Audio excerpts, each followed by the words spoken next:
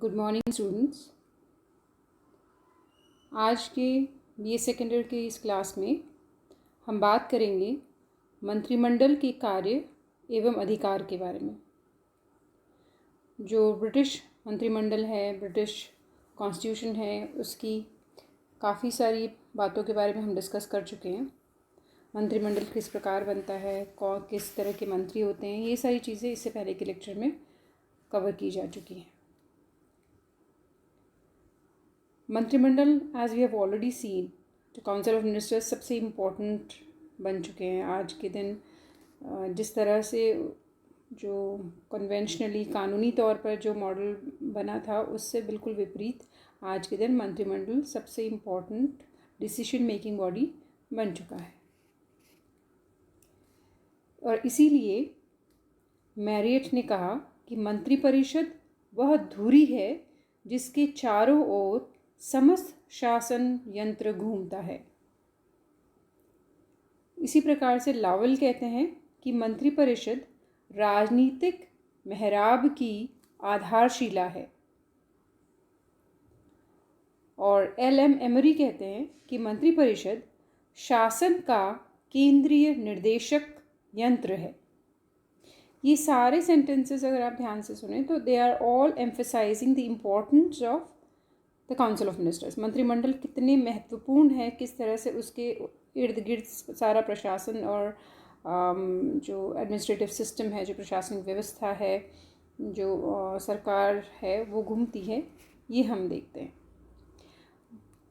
सिद्धांत में मंत्रिपरिषद संसद की एक परामर्शदायी समिति मात्र है और उसका कार्य है कि शासन के संबंध में राजा को सहायता दे और मंत्रणा दे।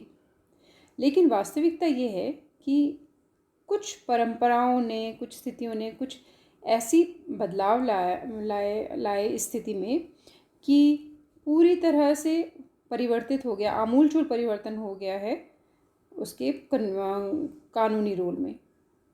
आज मंत्रिमंडल वास्तविक कार्यपालिका है और ये हुआ है क्योंकि ये संभव इसलिए हुआ है क्योंकि राजतंत्र के लोकतंत्रीकरण को संभव ये इसी तरह से बनाया जा सकता था।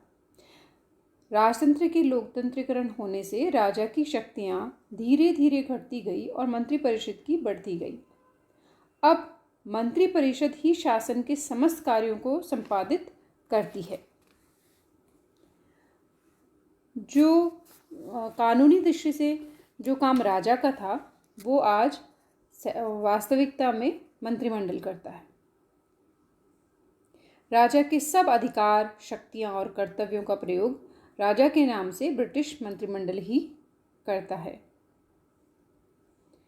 मंत्रिमंडल सरकार की नीति निर्धारित करती है, वैदेशिक संबंधों का संचालन करती है, संसद में विधेयक पेश करती है, वार्षिक आय व्यय तैयार करती है और इसी प्रकार शासन संबंधी अन्य और बहुत सारे कार्य करती है।